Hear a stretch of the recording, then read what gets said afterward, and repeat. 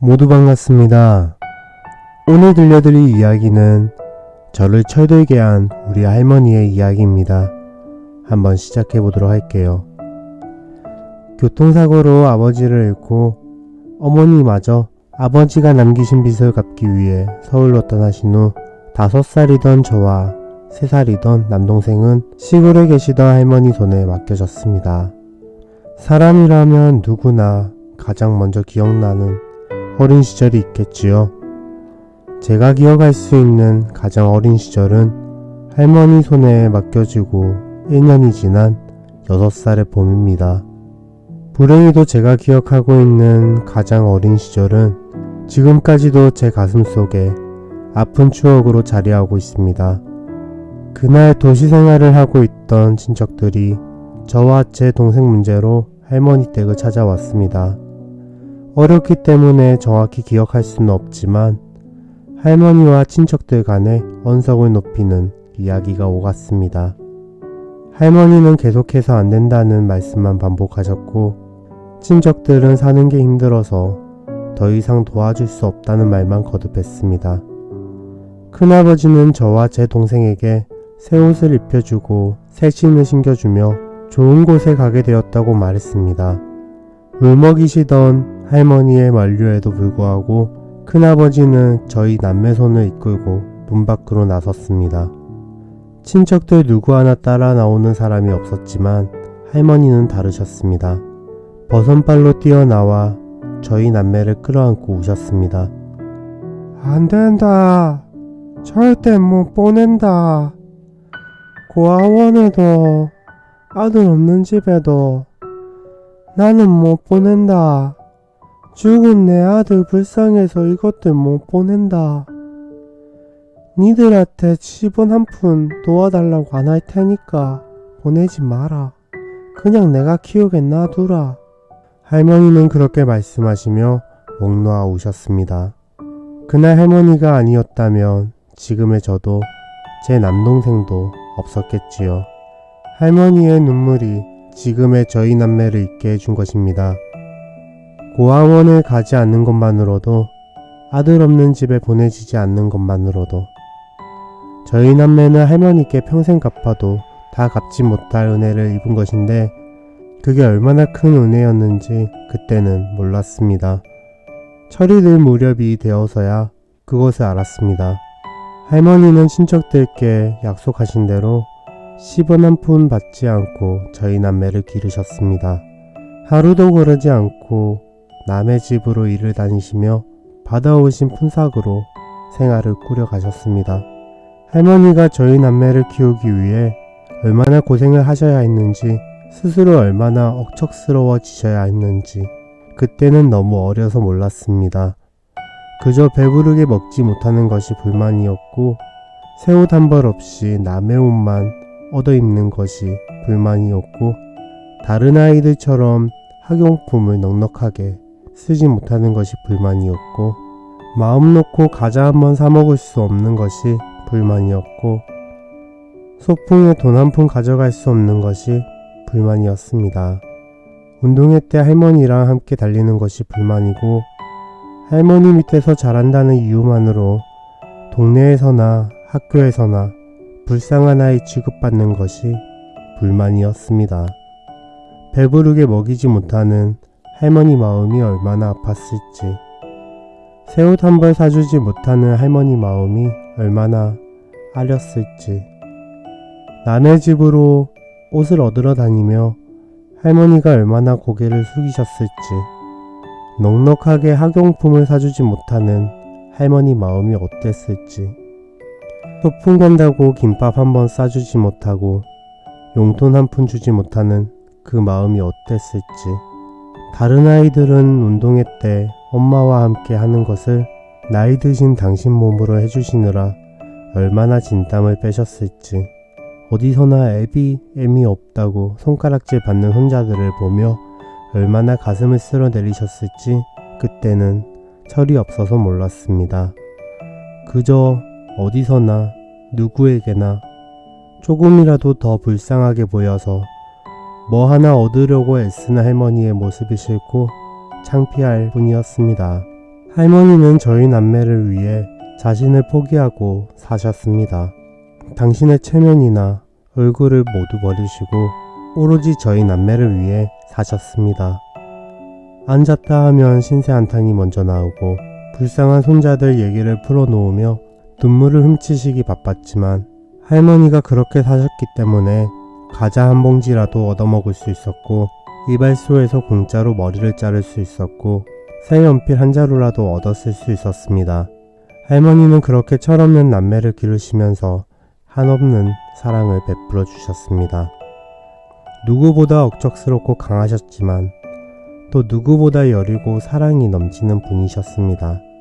남의 집으로 일을 가시는 날에는 새참으로 나온 빵을 드시지 않고 집으로 가져오시는 분이셨고 일주일에 한 번 장으로 나무를 팔러 가시는 날에는 순대를 한 봉지씩 사다 주시는 분이셨습니다.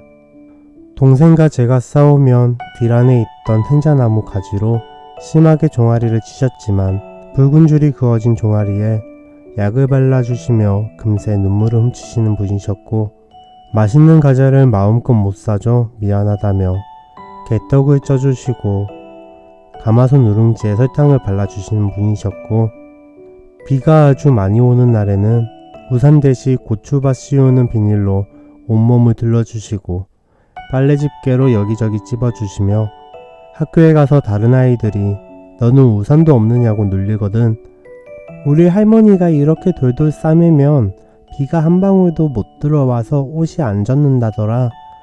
너도 니네 엄마한테 나처럼 해달라고 해봐. 그렇게 말하라고 시키시던 분이셨습니다. 비록 가난해서 봄이면 나무를 뜯어다 장에 내팔고 여름이면 고기를 잡아다 어죽집에 팔고 가을이면 도토리를 따다 묵집에 팔고 겨울에는 손에 마늘독이 베이도록 마늘을 까서 돈을 벌어야 했지만 그래도 지금 생각해보면 할머니와 함께했던 유년의 그 시간들이 29 제 인생에서 가장 행복했습니다. 그때는 그게 행복이라는 걸 몰라서 할머니 가슴을 많이도 아프게 했지요. 저는 가난이 싫었습니다. 억척스러운 할머니가 싫었습니다. 그래서 반항적이었고 사춘기에 접어들면서는 제 욕구를 채워주지 못하고 제 마음을 조금도 이해해주지 않는 할머니가 미워서 버릇없이 굴기도 했습니다. 할머니가 부끄럽다는 생각은 했으면서도 고생하시는 할머니가 불쌍하거나 안쓰럽다고 생각해 본 적은 한 번도 없었습니다. 할머니를 생각하며 몰래 눈물을 훔쳐본 적도 없었습니다. 그때는 정말 몰랐습니다. 할머니가 제 욕구를 충족시켜주고 싶지 않았던 것이 아니라 사춘기에 저를 이해 못했던 것이 아니라 현실이 그럴 수밖에 없었다는 것을 우리 남매가 아니었다면 혼자 편하게 사셨을 할머니가 손자들을 떠맡은 채로 불쌍하게 사실 수밖에 없었다는 것을 철이 들 무렵에야 알았습니다. 저와 남동생은 시골에서 중학교를 마치고 각각 천안에 있는 상고와 예산에 있는 인문고등학교에 진학해 자취생활을 했습니다. 저희 남매는 주말마다 할머니가 계시는 집으로 내려갔는데 그때마다 냉장고를 열어보면 그 안에 빵과 우유가 가득했습니다. 남의 집으로 일을 다니셨던 할머니가 새참으로 나온 빵과 우유를 드시지 않고 집으로 가져오셔서 냉장고에 넣어 놓으신 거였습니다. 남들 다 새참 먹을 때 같이 드시지. 왜 이걸 냉장고에 넣어 놓으셨냐고 유통기간 다 지나서 먹지도 못하는데 왜 그러셨냐고 화를 내면 니들이 목구멍에 걸려서 넘어가야 말이지. 니들 오면 줄라고 냉장고에다 넣어놨는데 날짜 지나서 못 먹으면 어쩐다 야. 그렇게 말씀하셨습니다. 한 번도 할머니를 가엾다고 안쓰럽다고 생각하지 못했던 제가 냉장고에 가득하던 빵과 우유를 내다버리면서 하염없이 눈물을 쏟았습니다. 가슴 저 밑바닥에서 뜨거운 것이 올라오는데 할머니가 그렇게 불쌍해 보일 수가 없었습니다. 아마도 그때가 제가 철이 들 무렵이었던 것 같습니다.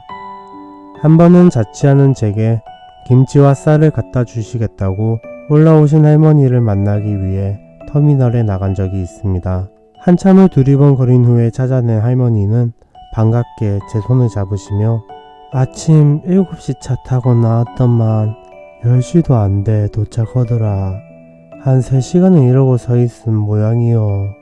기다리다 배고파서 나 먼저 짜장면 한 그릇 먹었다. 응? 라고 말씀하셨습니다. 저는 또 가슴 한 구석이 아렸고 그러면 안 된다는 거 알면서도 할머니께 화를 냈습니다. 그러게 내가 아침 드시고 천천히 출발하시라고 안 했어? 할머니 때문에 속상해 죽겠네. 할머니는 화가 난 손녀딸의 눈치를 살피시며 들고 오신 가방 지퍼를 여셨습니다. 할머니가 들고 오신 큰 가방 속에는 김치통 2개가 들어가 있었고 가방 안은 김치통에서 흘러나온 빨간 김치 국물로 한가득이었습니다. 내가 할머니 때문에 미치겠네. 김치만 비닐봉지에 꼭 싸서 가져오셔야지. 가방에다 김치통을 통째로 넣으면 국물이 안 넘친대? 할머니는 금세 얼굴이 붉어지셨습니다. 이를 어쩔까? 국물이 다 새서 못 들고 가겠다. 내가 얼른 슈퍼 가서 봉다리 얻어 올긴게 기다리라. 이? 할머니는 터미널 안 슈퍼에서 검은 비닐봉지를 얻어 오셨습니다. 그리고 김치통을 봉지 안에 넣어주시며 말씀하셨습니다. 가시네들이 지들은 김치 안 먹고 사나?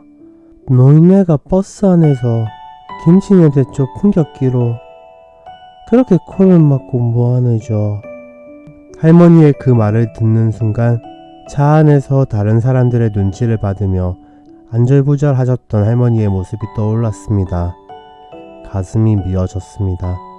할머니는 김치를 전해줬으니 그만 가봐야겠다시며 들고 오신 가방 안쪽 작은 지퍼를 열고 꼬깃꼬깃 접은 10,000원짜리 2장을 제 손에 쥐어주셨습니다. 할머니께서 건네주신 10,000원짜리는 빨갛게 물들어서 김치 국물이 뚝뚝 떨어지고 있었습니다. 할머니 앞에서 울고 싶지 않았던 저는 얼른 매표소로 뛰어가 할머니 차표를 끊어다 드리고 할머니를 배웅해드렸습니다.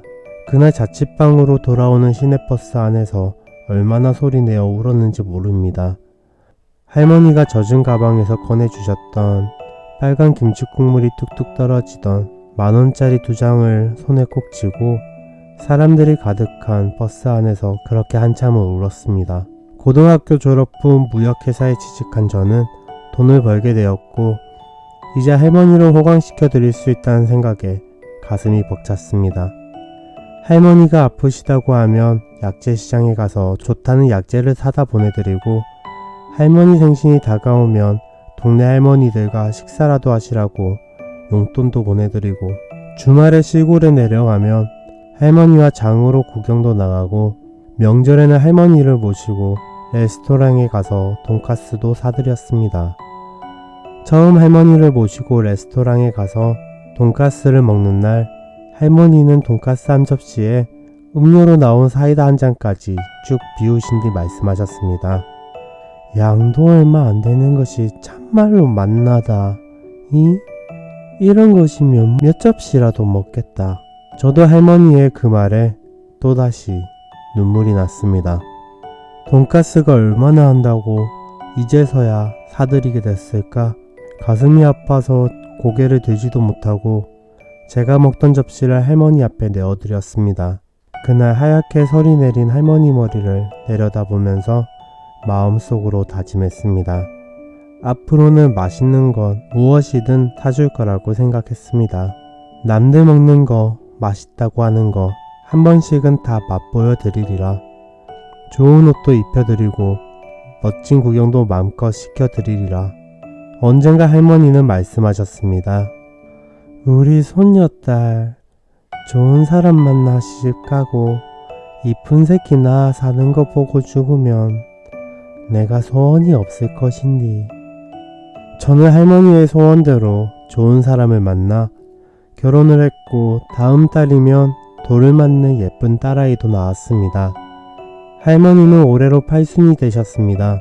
그렇게 억척스럽게 우리 남매를 길러내셨던 할머니는 이제 정말 할머니가 되셨습니다. 허리도 구부러지셨고 검은 머리가 한 가닥도 남아있지 않았습니다. 너무 늙으셔서 예전처럼 맛있는 개떡을 쪄주지도 못하고 누룽지에 설탕을 뿌려주시지도 못합니다.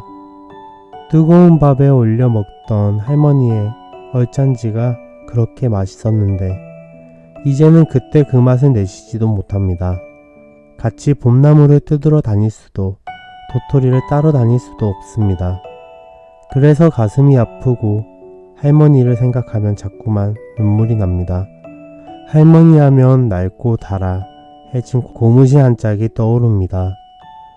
헌 고무신처럼 평생을 마음껏 가지지 못하고 지질이 고생만 하시며 살아오신 할머니. 이제 할머니가 제 곁에 함께 하실 시간이 얼마 남지 않았음을 느낍니다. 언제일지 모를 그날까지 제가 할머니의 은혜를 다 갚을 수 있을까요? 꽃으로 태어났으나 들풀로 사셔야 했던 그분의 인생. 이제부터라도 화사한 꽃으로 사셨으면 좋겠습니다. 가난은 부끄러운 것이 아니라 조금 불편한 것일 뿐이라는 걸 가르쳐 주신 할머니. 이제 저는 할머니의 사랑과 고생을 모두 이해할 수 있을 만큼 철이 들었습니다. 눈부신 화창한 봄날 우리 할머니 손을 잡고 꽃길을 걸어보고 싶습니다. 오래전 눈물나게 아름다웠던 유년의 풍경들을 떠올리며 웃어보고 싶습니다. 올 봄에도 꽃은 피겠죠? 그날을 손꼽아 기다리며 편지를 마치겠습니다. 이야기는 여기서 끝이 났습니다. 구독과 좋아요 부탁드리고요. 많은 사람들에게도 이야기가 전해지도록 많은 공유 부탁드립니다. 감사합니다.